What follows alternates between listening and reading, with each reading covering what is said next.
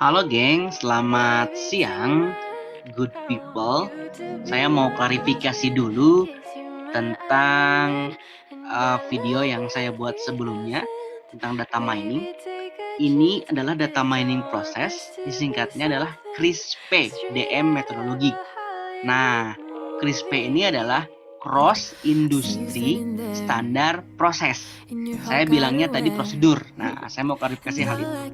Tapi video kali ini kita akan bahas tentang data science, tidak lagi data mining, di mana saya ulangi data mining, datanya lebih kepada terstruktur dan sudah nyambung-nyambung biasanya, sudah ada data modelingnya. Modeling di sini itu bukan data di database-nya, tapi gabungan dari database-nya. Atau dalam artian yang lebih simpel bahwa data mining itu data yang sudah terstruktur. Dan kalau pemborosannya, kata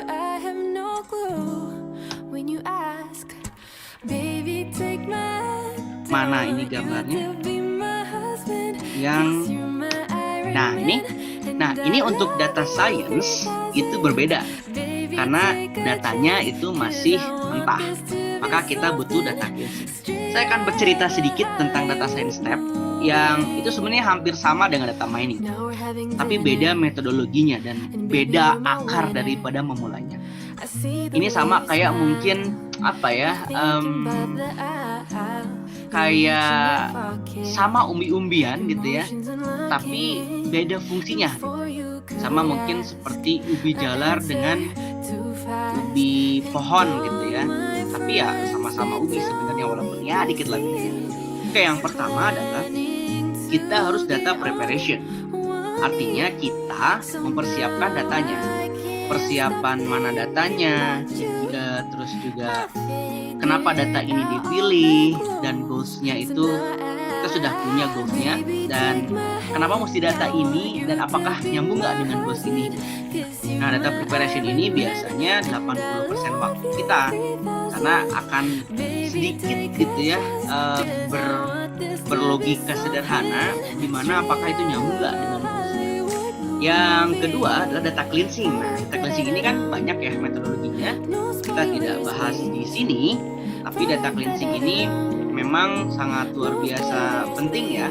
Hal kecil, hal simple, misalkan apakah rows-nya itu terisi nggak, selnya gitu, kolomnya tuh ada datanya nggak, atau misalkan formatnya gimana, atau misalkan apakah di sana ada outliers nggak, yang notabene itu kan mempengaruhi hasil daripada nanti analisa kita. Tapi saya tidak bahas di sini, di lain video. Yang ketiga adalah EDA, Exploratory Data Analysis, di R atau Python, dan bisa juga sebenarnya di KNIME. Dan kita mengenal ada 3 EDA. Yang pertama univariate atau satu variabel ada aja. Kalau saya cadel gini, contohnya misalkan histogram. Yang kedua adalah bivariate, 2 variabel, contohnya scatter plot, bisa untuk dari outliers walaupun ada metodologi lain. Dan yang ketiga adalah multivariate analysis dengan multivariabel, biasanya linear regresi atau eksponensial regresi, juga logistik regresi, di mana kita hanya memilih beberapa titik yang memang ini kira-kira penting nggak. Nah, EDA ini tujuannya adalah hanya ngasih gambaran. Kenapa ngasih gambaran? Karena kita akan melakukan the next step, yaitu feature engineering. Nah, feature engineering ini adalah memilah. Kalau datanya ada 1000, dari 1000 data itu kan ada parameter-parameter tertentu.